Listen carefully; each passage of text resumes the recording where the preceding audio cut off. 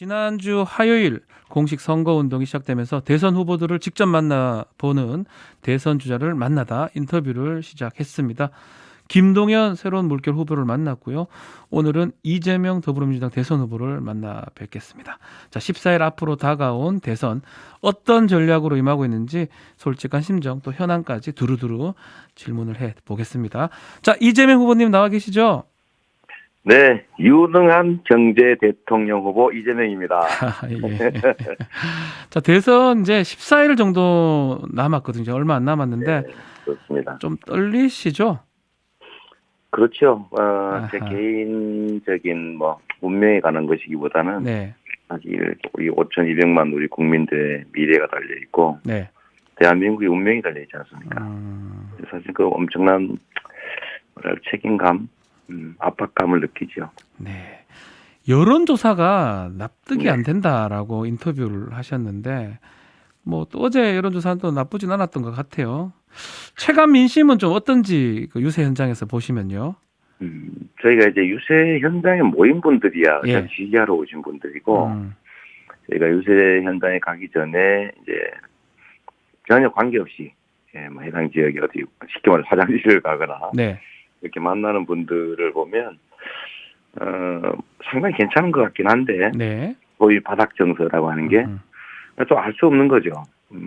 저는 선거 때 의사표현을 좋은 사람만 하지 나쁜 감정 가진 사람들은 안 나타나지 않습니까? 그렇겠죠. 예. 그런 면들이 있어서 낙관하지 않고 매우 힘들다, 어렵다 이렇게 생각하고 최선을 다하려고 합니다. 뭐 실제로 윤석열 후보 측도 보면 어퍼컷하고 축제다 뭐 이런 얘기를 하거든요. 뭐 아마 네, 네. 양 진영 다 마찬가지로 유세 현장은 좀 뜨겁다라고 평가를 내린 것 같아요. 자기 편만 모아놓으니까 당연히 그렇지 않겠습니까? 근데 이제 어쩌면 당연한 거네요. 청중의 규모라든지 이제 동원 청중이냐 자발적으로 청중이냐 이런 네. 차이는 있겠는데 하여튼 그거보다는 저는 우리 국민들께서 우리 국민들 개인 운명을 결정하는 거 아니겠습니까? 네. 그러니까 다른 누군가의 심판을 위해서가 아니라 나의 미래 운명을 결정하는 선거니까 음흠. 유능한 내 삶을 바꿀 세상을 바꿀 유능한 대통령을 뽑을 것이다 이렇게 믿고 네. 제가 가지고 있는 역량이나 음흠. 실적 이런 것 잘 설명드리려고 합니다. 뭐 이런 질문 조금 그렇긴 한데 윤석열 후보 보면 상당히 신나 보입니다. 유세 현장에서 어퍼컷하고 막 이렇게 퍼포먼스도 많고 이렇게 하는 것 같은데 이 부분은 좀 어떻게 보고 있습니까? 혹시 상대이지만 지지율이 드러나는 지지율이 높으니까 그러시겠죠. 아 네. 지지율 때문에 신날 수도 있다. 아니 그러니까 예를 들면 예. 어쨌든 정권 심판론이라고 하는 게 높은데 그 지지율도 실제로 객관적으로 데이터로는 높게 나오고 하니까 그러실 것 같고요. 예. 아마 저희들이 말씀드리고 싶은 거는 사실 제가 출마하는 거지. 예를 들면 대통령 중심제 국가에서 대통령이 바뀌는 거. 네. 이거 자체가 큰 변화거든요. 그리고 정치 세력이 교체되는 것보다는 세상이 바뀌어서 또는 정치 자체가 바뀌어서 우리의 삶이 바뀌는 대한민국이 더 나아지는 게 중요하다. 더 나쁜 정권 교체보다는 더 나은 정치 교체, 세상 교체가 더 중요하다. 끊임없이 설명드리고 있습니다. 네. 자, 어제 윤석열 후보 유세 현장에서 좌파 혁명 이론에 빠져 있는 소수한테 대한민국 미래 못 맡긴다. 민주당 평양하고 똑같아. 뭐 이런 얘기도 하면서 또 이재명의 민주당이 아닌 김대중 노무현의 민주당과 협치하겠다. 이렇게 얘기를 했거든요. 이거는 글쎄요. 민주당 후보인데요. 이재명 후보님. 어떻게 좀 한마디 하셔야 될 것 같기도 하고요. 환경이 그러니까 소위 언론 환경이 나쁘다 보니까 아마 그냥 말만 해주는 대대적으로 보도해주고 해서 그러신 게 아닌가 싶은데요. 아하. 옛날 생각에 젖어 계신 것 같아요. 예를 들면 선제 타격, 예를 들면 사드 배치 이런 거 하면서 이제 총풍, 북풍 이런 거 이제 다시 불러오려고 하는 것 같고 좌파 우파 나눠서 이제 분열의 정치, 편가르기, 청년 남녀들을 가른다든지 또 지역을 가른다든지 이런 뭐 좌파 우파 가르는데 제가 계속 말씀드리는 게 저는 윤석열 후보가 가지고 있는 좋은 정책도 제가 쓴다고 심상정 후보 말씀하실 때 제가 말씀드렸지 않습니까? 예, 맞습니다. 통합의 정치를 해야죠. 아. 그래서 상대를 적으로 규정하고 예. 나는 선이고 상대는 악이다. 으흠. 정치 보복하겠다. 5년짜리가 겁이 없다. 아니면 국물도 없다. 이 정치 보복 얘기하는 거 아닙니까? 네, 맞습니다. 이렇게 얘기하면 사실 국민들께서 불안하죠. 불안한 정치 상황에서 투자를 할 수도 없고 경제가 좋아질 수가 없다. 그래서 통합의 정치를 해야 되는데 계속 분열의 정치, 좌파우파 편가르기, 정치 보복, 갈등, 네. 증오 조장하는 거 좀 걱정되긴 합니다. 지금 뭐 대선 이후가 사실 누가 되든 간에 문제다 이런 말도 있어요. 네. 그러면서 더 분열하고 대립된 시간이 올 것이다라고 많은 분들이 얘기를 하는데 우리 이재명 후보는 통합정부 또 국민내각 얘기 또 통합 적임자는 이재명이다 이렇게 강력하게 얘기를 하고 계시는데 이 자신감의 원천을 좀 여쭤봐도 될까요? 제가 경기도지사가 된 후에 네.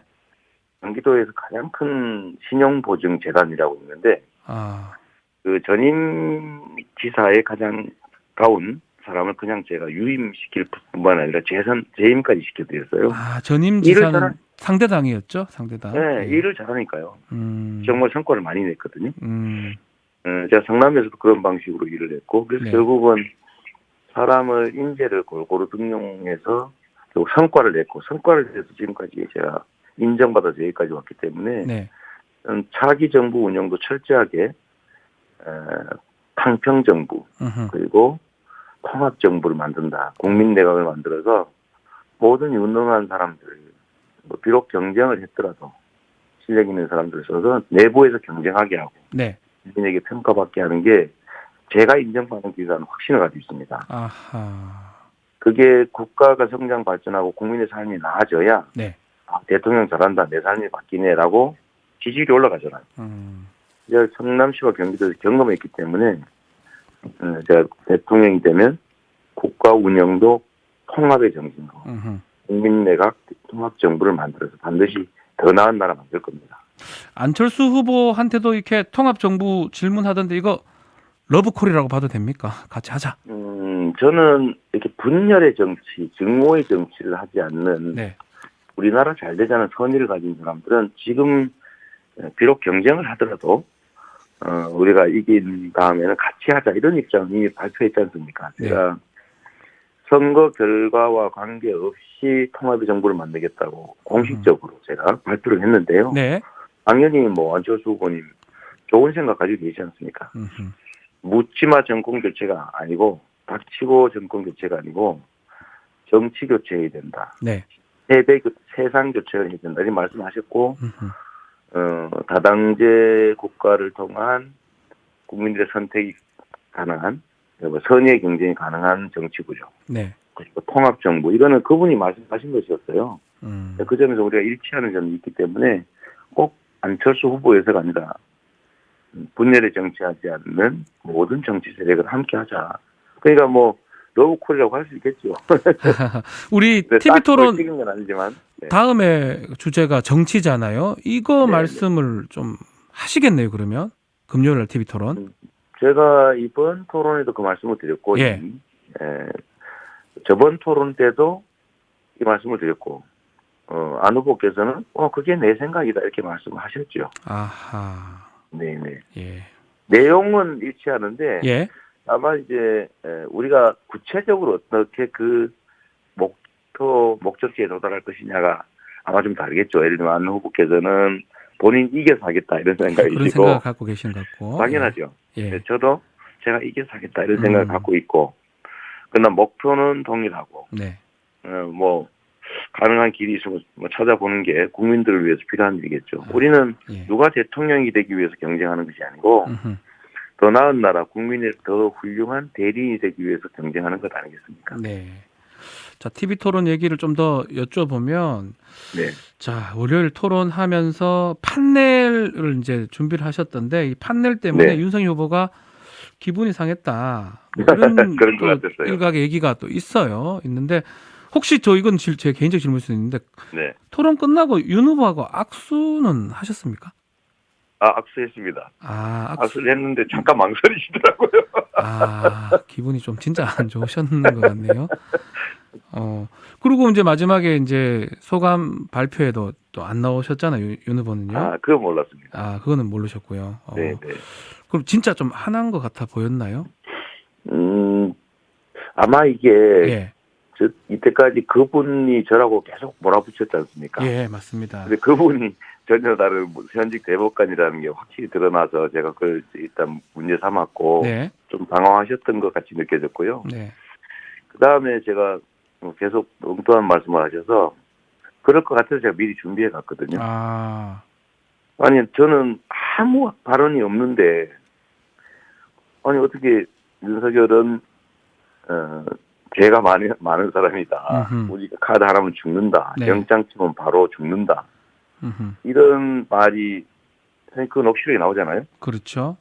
저에 대해서 아무 말도 안 나오는데도 그 녹취록을 근거로 저를 막 공격했는데 이제 그 녹취록이 나오니까 그건 헛소리다. 네. 자기한테 불리한 건 헛소리고 자기한테 유리한 거는 근거가 되고 그러는 걸 보고 제가 아니 무슨 검사 출신이 그러십니까? 제가 너무 답답해서 그랬던 거죠. 그렇죠. 이 근데 마지막에 그거 토론하는 과정에서 네. 이재명 게이트 얘기가 나왔어요. 지금 보도에 따르면 그게 있었던 거는 같고요. 다만 좀 시기는 다른 것 같긴 한데. 그게 제가 얘기를 좀 들어보니까요. 해주십시오. 네. 제가 재판 받은 얘기를 그렇게 말한 거였어요. 당시 대법원 재판이 있었으니까요. 대법원 재판, 네네네. 대법원은 그러니까 제가 대장동과 관련돼서 허위 사실을 공표했다. 예. 5,500억 벌었다는 말이 거짓말이다. 예. 그거 제가 기소당했잖아요. 예. 그 얘기를 했던 겁니다. 그 얘기를 이제 대장동 게이트라고 얘기를 했군요. 알겠습니다. 뭐 그 부분도 하여튼 계속 논란이 되니까 좀 질문을 드렸고요. 네, 그 사실은 이 사건은요. 네. 윤석열 게이트입니다. 왜냐하면 이 범죄 집단에게 종잣돈 마련하도록 수사해놓고도 봐준 사람이 윤석열 아닙니까? 제일 큰 공헌을 했죠. 네. 아버지 집을 팔았지 않습니까? 그 범죄 집단이 저는 그렇게 얘기하잖아요. 이재명 10년 찔렀는데 씨알이 안 먹힌다. 네. 이재명 공산당이다. 우리한테 돈 다 뺏어갔다. 네. 1,100억 더 뺏어갔다. 공산당이다. 이렇게 얘기하고요. 우리가 뭐 이재명한테 돈 준 일 없다. 네. 이재명 우리 괴롭히기만 했다. 우리 돈 주고 받은 거 절대 이재명 알면 안 된다. 이게 전부 다 세 사람이 한 얘기지 않습니까? 근데 이 사람들이 윤석열에 대해서는 윤석열을 우리하고 욕하고 싸우는 사이다. 기자하고 욕하고 싸운다는 게 이상하지 않습니까? 네. 자기들끼리 왜 그런 거짓말 하겠어요, 쓸데없이. 또 이 윤석열이 나한테 앞으로는 더 못 봐주겠다. 그랬다. 검사들 돈 좋아한다. 돈 안 받은 사람은 땡땡밖에 없다. 네. 조은석 뭐 이런 사람 돈 안 받더라. 그런 사람 다 받더라. 윤석열은 내 카드 안 하면 죽는다. 영장 나오면 바로 죽는다. 그런 얘기를 했는데 객관적으로 보면 네. 누가 의심받아야 됩니까? 그런 의미에서 판례를 준비하셔서 질문을 하신 것이다. 그래서 제가 확실하게 규정을 하는데 네. 지금 현직 총장이고 현직 검사에서 드러나지 않았을 뿐이지 네. 이거는 검찰 게이트고요. 예. 그리고 윤석열이 몸통이라고 저는 진짜 100% 확신합니다. 그래서 제가 제안을 하나 한 거예요. 특검하자. 다시 특검하자. 예. 다시가 아니고 계속 주장을 했는데 주장했던 것인데 선거 끝나도 특검을 해야 된다. 동의하느냐? 혹시 한번 물어봐 주십시오. 알겠습니다. 혹시 인터뷰가 되면 좀 물어보겠습니다. 그다음에 필요하면 자꾸 거짓말하지 말고 있는 자료 가지고 객관적으로 토론하자. 네. 1대1 토론이라도 하자. 원하면 얼마든지 하자. 주제 본인들이 마음대로 정하고 시기 마음대로 정하고 방식 마음대로 정하고 장소 마음대로 정해서 하자. 특검은 반드시 누가 되든 해서 끝까지 파헤쳐서 책임져야 된다. 알겠습니다. 네. 자, 토론회 중에 또 나왔던 얘기 중에 이게 또 지금까지 좀 논란이 되고 있는데 기축통화국 발언 이것도 한번 얘기를 좀 해주시면 좋을 것 같아요. 그게 이제 우리나라 국채 비율이 너무 높다. 네. 다른 나라에 비해서 높다. 그러니까 다른 나라보다 훨씬 낮으니까 네. 나온 논리가 우린 기축통화국이 아니다 하셨어요. 근데 예를 들면 기축통화국이 아닌 나라도 100% 넘는 나라가 훨씬 많고, 네. 그리고 그런 나라들도 아무 문제가 없습니다. 그리고 이 기축통화국 얘기는 제가 하자고 한 게 아니고 네. 전경련에서 그런 발표를 했고, IMF에서 특별 인출권이라고요. 네. 그래서 SDR이라고 하죠. 이게 이제 기축통화냐 아니냐를 판단하는 중요한 기준인데, 예. 거기서 SDR의 원화를 포함시키는 검토를 이번에 합니다. 네. 근데 그건 이제 전경련에서 한 것이고요. 그렇게 되는 게 바람직한데, 우리나라는 기축통화국으로 인정된 나라보다 국가신용 등급이 훨씬 높고요. 아. 예를 들면 외환 돈 빌릴 때 예. 이자도 다른 나라 기축통화국보다 훨씬 낮아요. 그러니까 이게 국가신용 정도나 화폐 객관적 공인 가치나 이게 훨씬 높은 상태라서 네. 기축통화국이 형식적으로 아니니까 부채 비율이 더 낮아야 된다. 네. 국가 부채 비율이. 이것은 말이 안 되는 소리고요. 그다음에 국가 부채는 대외 부채가 아닙니다. 다른 나라의 빚이 아니고, 네. 그래서 국내 기관들이 사잖아요. 예. 우리 국내에서 서로 채권 채무를 가지고 있는 것이라서 국제 평가에 해악이 될 정도로 심각하지가 않으면 사실 그것 때문에 무슨 IMF가 오는 건 아니거든요. 네. IMF는 대외 부채 때문에 온 거지. 그때 당시 국채 비율은 엄청나게 낮았습니다. 네. 거의 없다시피 했죠. 그런 식으로 연결하면 안 된다. 알겠습니다. 말씀드리고요. 기축통화국 얘기는 실제로 SDR 얘기, SDR 지급 지급권 대상으로 검토 중이다라는 그 보도 네. 여러분이 확인해 주시면 좋을 것 같습니다. 알겠습니다. 자, 공약 얘기를 좀 하면 1555 공약입니다. 수출 1조, 국민소득 5만 달러, G5, 또 코스피 지수 5천. 이게 되려면 진짜로 연 7, 9% 성장이 돼야 가능한데 이게 가능하냐 질문도 많았어요. 네. 특히 코스피 지수 5천 시대. 야, 이게 가능하겠습니까? 많은 분들이 아마 기대하는 측면이기도 한데요. 이게 우리나라가 예를 들면 예. 주식시장 평가는 딱 두 가지 기준인데요. 주가 수익 비율, 그러니까 이익 대비 주가 지수가 어느 정도냐. 네. 또 자산 비율, 주가 순자산 비율. 이 두 가지로 BPR, PER로 판단하는데, 네. 우리나라는 다른 나라보다 약 60% 가까이 저평가되어 있어요. 근데 쉽게 말해서 똑같은 주식인데, 네. 미국 주식은 예를 들면은 $10다 이러면 우리나라는 60%밖에 안 되는 거죠. 그래서 이런 상황에서 주가 저평가가 왜 오냐? 네. 코리아 리스크 때문이다. 즉 군사 긴장이 고조된다. 여기 하나고요. 예. 두 번째는 우리 모 인사께서 지금 주가 조작해서 돈 많이 벌었다고 하지 않습니까? 아하, 예. 근데 그거는 사실 누군가는 그만큼 피해 본 거 아닙니까? 그렇죠. 그래서 이 쉽게 말하면 주식시장의 도둑질 같은 건데, 이렇게 하면은 주식시장에 참여하는 사람들이 피해를 입으니까 주식시장에 사람들이 안 들어옵니다. 무섭잖아요. 그래서 주식시장이 공정성, 투명성이 훼손됐기 때문에, 그리고 네. 코리아 디스카운트, 이제 분단 국가라고 하는 위험성 때문에 저평가되어 있는데, 네. 평화체제가 확실하게 구축되고, 예. 그다음에 주가 조작이나 아니면 무슨 저런 거 있지 않습니까? 공매도를 외국인은 뭐 무제한으로 할 수 있고, 예. 무기한으로 할 수 있고 이런 거. 개인은 3개월밖에 못 하고 안 빌려주고, 이런 불공정, 또 예를 들면 물적 분할 해가지고 자회사 상장하니까 기존 주주들 다 망하잖아요. 이런 불공정 투명성 문제를 해결하면 다른 나라 정도의 평가만 받아도, 코리아 디스카운트만 없어도 가능하다. 지금 당장 아하. 현재 상태로 4천 훨씬 넘습니다. 네. 그리고 이제 우리가 말씀드린 것처럼 신성장 산업으로 정부가 대대적 투자를 통해서 네. 우리 산업 체제를 개편하고 신산업을 만들어내고, 이런 요소가 더해지면 저는 5천 결코 어려운 게 아니라고 보죠. 네. 가능할 것이다. 그 말씀이네요. 가능하게 만드는 만들 것이다. 것이 리더의 능력이죠. 아하. 가만 예배를 두고 지켜보는 게 아니고요. 요 질문도 좀 드려봐야 될 것 같아요. 네. 월요일 밤에 어쨌든 추경이 통과가 됐고 아마 오늘부터 소상공인들한테 300만 원씩 순차 지급이 되는데 이제 누가 대통령이 되더라도 네. 추경은 바로 필요한 상황인데 문제는 기재부 문턱을 참 넘기가 어려워요. 이 보관이 혹시 있을까요? 어떻습니까? 사실 이제 직업 공무원들은 예.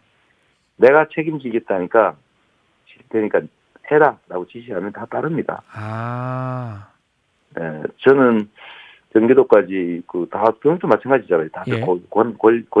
권력 권한이 있지 않습니까? 분산된 그렇죠. 권한들이. 예. 근데 책임을 지고 싶지 않은 거예요. 그 내가 결정했으니까 내가 책임을 져야 되는데 네. 너 왜 그렇게 너 있을 때 그렇게 많이 부채 비율이 올라갔냐? 네. 이런 소리 듣기 싫은 거죠. 그래서 그럴 때는 지시사항으로 해주면 명확합니다. 지시로 정해라 그냥 지시 내리실 것이다. 딱 명시적으로.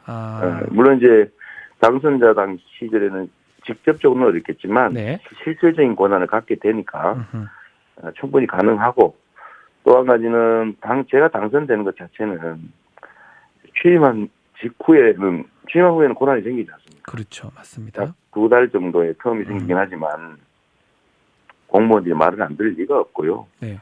또 한 가지는 제가 명시적으로 50조 원 충정해서 신용 불량자들 예. 신용 대사변한다. 채무 채권 다 인수해서 탕감하고 채무 조정해서 다시 경제활동하게 해드린다. 네.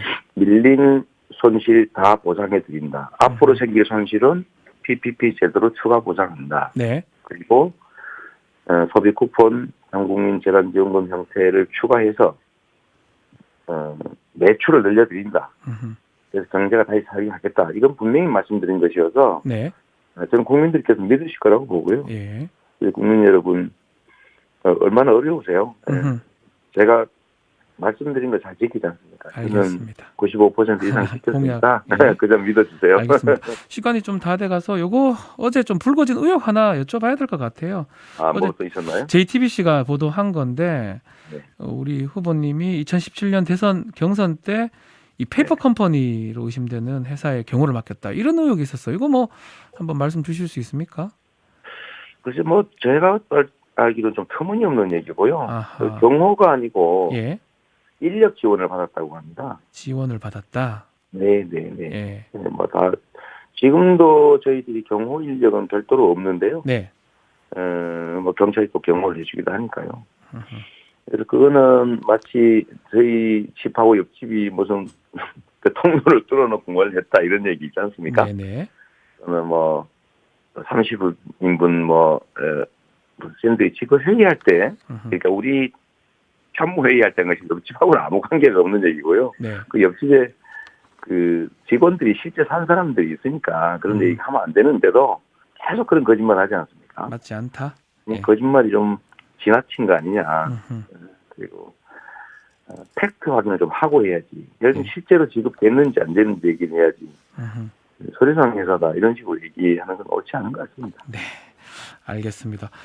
많은 말씀을 좀 들어봐야 되는데 시간이 좀 다 돼가지고 여기까지 들어야 될 것 같습니다.